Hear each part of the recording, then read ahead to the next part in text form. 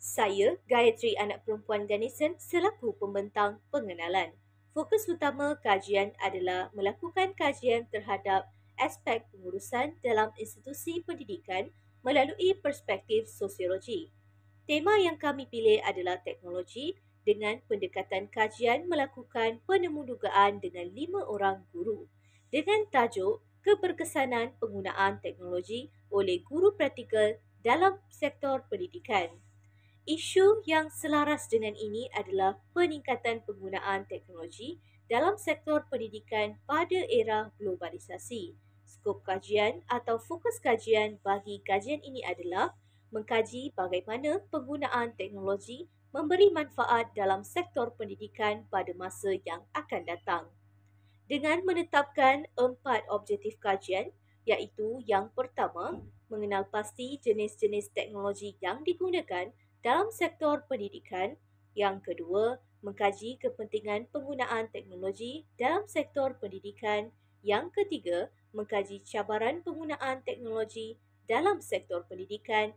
Dan yang keempat, mengkaji penambahbaikan yang boleh dilakukan bagi meningkatkan lagi keberkesanan penggunaan teknologi dalam sektor pendidikan. Pilihan tajuk kami datangnya daripada inisiatif Kementerian Pendidikan Malaysia KPM yang mengadakan usaha untuk melatih seramai 100,000 guru dalam pedagogi digital dan pengajaran abad ke-21. Mereka bekerjasama dengan Google for Education, UNESCO dan juga pelbagai universiti tempatan. Didapati 360,365 guru telah menjalani ujian saringan kompetensi digital PPP dan majoritinya didapati berada dalam tahap pertengahan.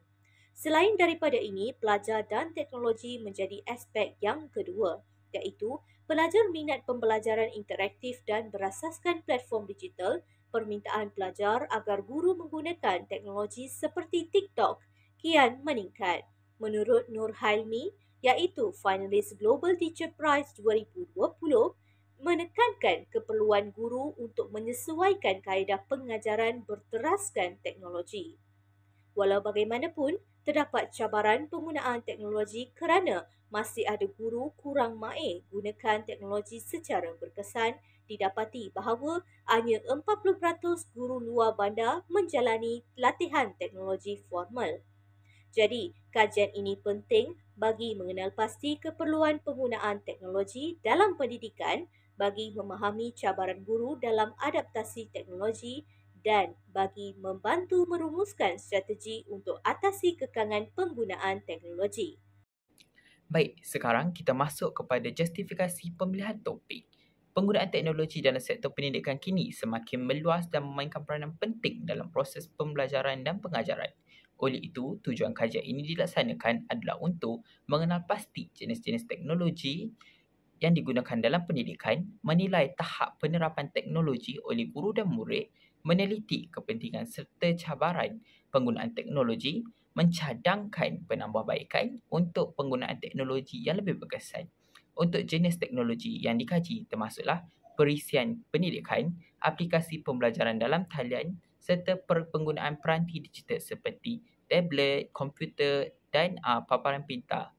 Seterusnya adalah kepentingan penggunaan teknologi, antaranya meningkatkan kualiti pengajaran, memudahkan akses kepada maklumat, merancang minat pelajar. Cabaran pula termasuklah berlakunya kekurangan teknologi, tahap kemahiran pengguna yang rendah serta sokongan infrastruktur yang tidak mencukupi.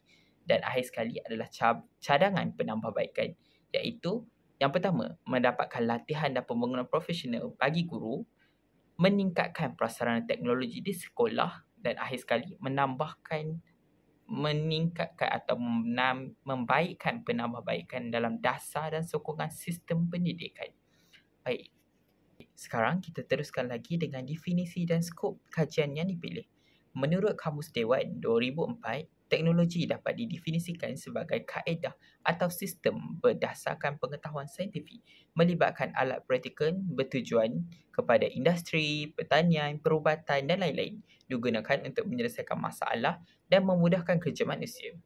Namun, menurut Naim Haji Ahmad 1990, teknologi pendidikan boleh definisikan sebagai pendekatan sistematik dalam proses pendidikan menggabungkan fungsi pengurusan, pembangunan dan sumber pendidikan bertujuan menyelesaikan masalah dalam pengajaran dan pembelajaran. Bagi skop kajian pula, kajian ini merangkumi penerokaan jenis teknologi yang digunakan dalam pendidikan serta platform e-pembelajaran dan peranti digital serta penggunaannya oleh guru dan pelajar. Ia turut meneliti kepentingan teknologi dalam meningkatkan kualiti pembelajaran, mengenal pasti cabaran seperti jurang digital dan kekurangan kemahiran.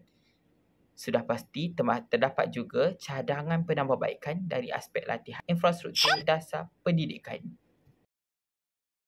Teruskan lagi dengan kepentingan teknologi dalam pendidikan.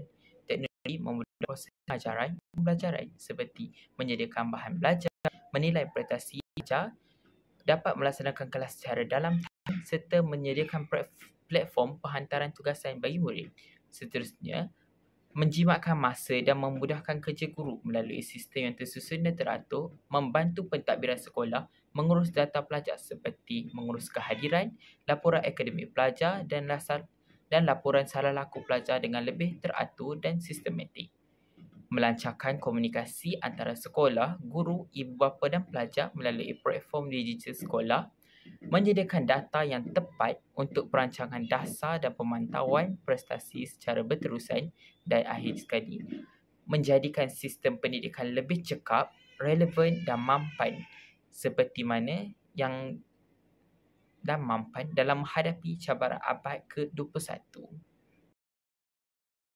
Assalamualaikum dan selamat sejahtera. Saya Kaisara Insyira binti Haida Haiza akan membentangkan metodologi bagi kajian keberkesanan teknologi dalam sektor pendidikan.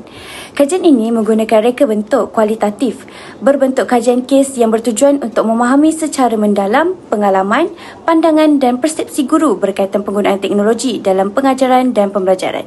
Pendekatan ini dipilih kerana ia membolehkan pengajian meneroka keberkesanan penggunaan teknologi dalam konteks sebenar serta faktor-faktor yang mempengaruhinya. Kajian ini berbentuk kualitatif yang dijalankan berdasarkan rujukan mengenai perkara-perkara yang berkaitan dengan persampelan, pengukuran dan analisis data.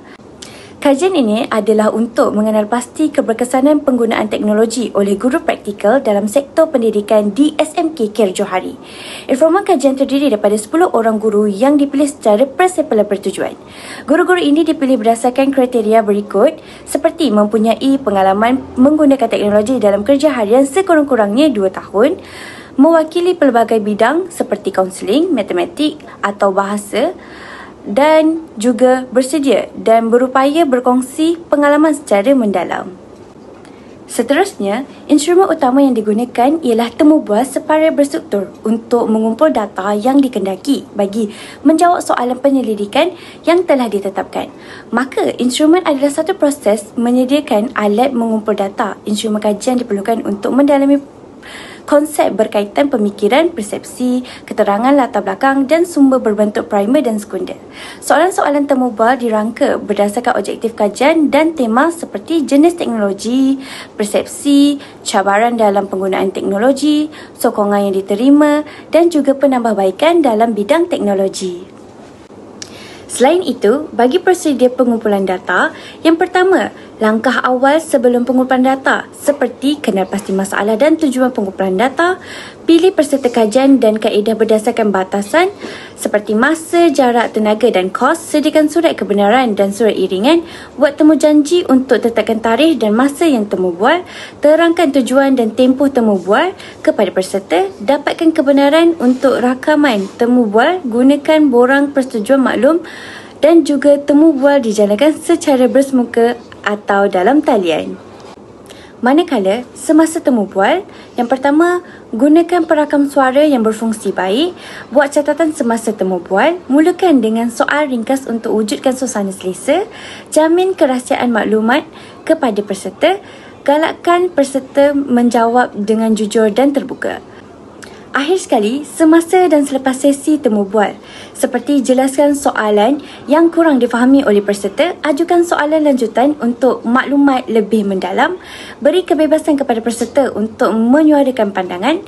Temu bual bersifat fleksibel untuk galakkan huraian teratur, pengkaji terlibat secara langsung dalam sesi temu bual. Itu sahaja perkongsian daripada saya. Seterusnya saya akan serahkan kepada rakan seperjuangan saya. Assalamualaikum warahmatullahi wabarakatuh. Nama saya Nona Suhaib binti Ramli, memegang nombor metrik D20411098330. Ringkasan dapatan utama. Kajian ini dijalankan melalui temu bual bersama 10 orang guru sekolah menengah. Guru-guru ini dipilih daripada pelbagai bidang, centina dan tahun pengalaman mengajar. Soalan-soalan temu bual adalah tertutup dan berstruktur, serta dapatan membincangkan pandangan sebenar guru dalam penggunaan teknologi di sekolah. Kefahaman dapatan yang diterima mengikut 5 objektif kajian. Pertama adalah jenis teknologi yang digunakan. Terdapat banyak jenis teknologi yang digunakan di sekolah dan ianya dibahagikan kepada 4 kategori, iaitu kategori rujukan, kategori teknikal, kategori pengurusan dan kategori pembelajaran. Pertama adalah kategori rujukan. Kategori rujukan ini digunakan untuk mencari bahan pengajaran dan pembelajaran. Contoh jenis teknologi dalam kategori rujukan adalah e-book dan laman web rujukan yang sahih. Teknologi kategori rujukan ini penting bagi guru dan pelajar bagi menyediakan bahan yang berkualiti. Yang kedua adalah kategori teknikal. Kategori teknikal ini menyokong dalam pelaksanaan program dan aktiviti pembelajaran. Contoh jenis teknologi dalam kategori teknikal adalah komputer, laptop, tablet, PA sistem, projektor dan banyak lagi. Jenis teknologi kategori teknikal ini menjadi asas utama teknologi lain untuk berfungsi dengan berkualiti. Kategori ketiga adalah kategori pengurusan. Jenis teknologi kategori pengurusan ini membantu dalam pengurusan harian sekolah. Contohnya sistem kehadiran, IDMe, Microsoft Word, Microsoft Excel, Google Sheets dan Canva. Yang terakhir adalah kategori pembelajaran. Kategori pembelajaran ini membantu meningkatkan interaktiviti dan keberkesanan PDP. Contoh jenis teknologi kategori pembelajaran ini adalah Kahoot, Quizzes, Google Classroom dan juga email delivery. Dapatan kedua adalah persepsi guru terhadap keberkesanan teknologi. Pertama adalah semua responden bersetuju bahawa penggunaan teknologi berkesan dalam pendidikan. Dapatan kedua adalah persepsi guru terhadap keberkesanan teknologi. Pertama adalah semua responden bersetuju bahawa penggunaan teknologi berkesan dalam pendidikan. Kedua, salah satu responden menyatakan bahawa teknologi membantu PDP semasa fasa COVID-19, iaitu dengan mewujudkan pembelajaran secara dalam talian dan hybrid. Ketiga, penggunaan Google Classroom membantu dalam memudahkan penghantaran tugasan. Keempat, kemunculan AI iaitu Artificial Intelligence banyak membantu guru dan pelajar dalam pelbagai aspek pembelajaran. Kelima adalah dapat meningkatkan motivasi belajar dengan menggunakan teknologi untuk pembelajaran. Dan yang terakhir adalah teknologi dapat memudahkan urusan guru kaunseling, seperti guru kaunseling mudah untuk mengakses data pelajar. Dapatan yang ketiga adalah cabaran dalam penggunaan teknologi. Terdapat 4 cabaran yang dilalui oleh guru-guru semasa menggunakan teknologi. Pertama, masalah rangkaian internet. Rangkaian internet di sekolah tidak menyeluruh dan menyebabkan guru terpaksa menggunakan data sendiri untuk melakukan kerja. Kedua adalah kemahiran pengguna. Masih terdapat guru dan pelajar kurang mahir dalam menggunakan teknologi. Ianya akan menyebabkan penggunaan teknologi dalam pembelajaran tidak menyeluruh. Yang ketiga adalah isu teknikal. Sekolah tersebut mempunyai masalah dalam kekurangan bilik ICT. Mereka juga mempunyai dana yang terhad untuk membeli laptop dan komputer untuk kegunaan pelajar. Dan ianya menyebabkan pelajar tidak boleh menggunakan teknologi seperti komputer dengan kerap. Dan yang terakhir adalah kekurangan bahan rujukan digital seperti e-book dan e-modul. Masalah ini menyebabkan guru-guru sukar untuk mencari bahan rujukan yang sahih untuk pembelajaran dan juga kaunseling. Objektif dapatan yang keempat adalah sokongan yang diterima. Pertama adalah kemudahan infrastruktur. Sekolah tersebut menyediakan pelbagai infrastruktur teknologi seperti kemudahan internet, papan digital dan bilik ICT. Namun, kemudahan tersebut masih kurang berbanding jumlah pelajar di sekolah tersebut. Kedua adalah latihan dan pendedahan. Sekolah tersebut kurang memberi latihan dan pendedahan kepada guru tentang penggunaan teknologi untuk pembelajaran. Ianya juga tiada penekanan khusus tentang kepentingan teknologi dalam PDP. Cadangan saya kepada pihak sekolah adalah pihak sekolah boleh melakukan latihan khas dan berkala kepada guru. Dapatan kajian ini menunjukkan bahawa penggunaan teknologi oleh guru praktikal memberikan impak yang besar terhadap keberkesanan pengajaran dan pembelajaran. Melalui temu bual bersama 10 orang guru, didapati bahawa teknologi seperti komputer, projektor LCD, Google Classroom, Quizzes dan Kahoot digunakan secara meluas dalam kelas. Ini menjawab objektif utama kajian, iaitu mengenal pasti jenis teknologi yang digunakan. Bagi objektif yang kedua, guru menyatakan bahawa teknologi membantu menyampaikan ilmu dengan lebih mudah, menjadikan pengajaran lebih interaktif dan meningkatkan motivasi pelajar. Bahan pengajaran juga dapat disediakan dengan lebih menarik dan pelbagai selari dengan keperluan pelajar masa kini. Seterusnya, objektif ketiga pula mendapati antara cabaran utama ialah kekurangan kemahiran digital, internet yang lemah terutamanya di kawasan luar, serta masa yang terhad untuk menyediakan bahan digital. Maka, latihan dan sokongan berterusan sangat diperlukan. Akhir sekali, bagi objektif keempat, guru mencadangkan agar latihan teknologi dipertingkatkan, infrastruktur sekolah diperbaiki dan lebih banyak bingkai serta kursus pedagogi digital diadakan secara berkala. Untuk bahagian implementasi pendapatan terhadap amalan pengurusan pendidikan pula, dapatan kajian ini turut memberi beberapa implikasi penting kepada amalan pengurusan pendidikan. Pertama, pihak pentadbiran sekolah perlu memastikan infrastruktur teknologi berada dalam keadaan yang baik, termasuk penyediaan peranti, internet berkelajuan tinggi dan perisian pendidikan yang sesuai. Hal ini penting bagi memastikan kelancaran proses pengajaran dan pembelajaran. Kedua, pemimpin pendidikan seperti pengetua dan penyelia perlu menjadi pemudah cara kepada guru dalam mengintegrasikan teknologi. Sokongan moral dan logistik mampu meningkatkan keyakinan guru serta memastikan teknologi digunakan secara berterusan. Ketiga, Kementerian Pendidikan perlu menyusun semula pelan latihan guru secara lebih sistematik. Semua guru termasuk guru praktikal dan guru luar bandar perlu diberi peluang setara untuk meningkatkan literasi digital. Latihan juga perlu menekankan pendekatan berpusatkan pelajar dan fleksibel mengikut keperluan semasa.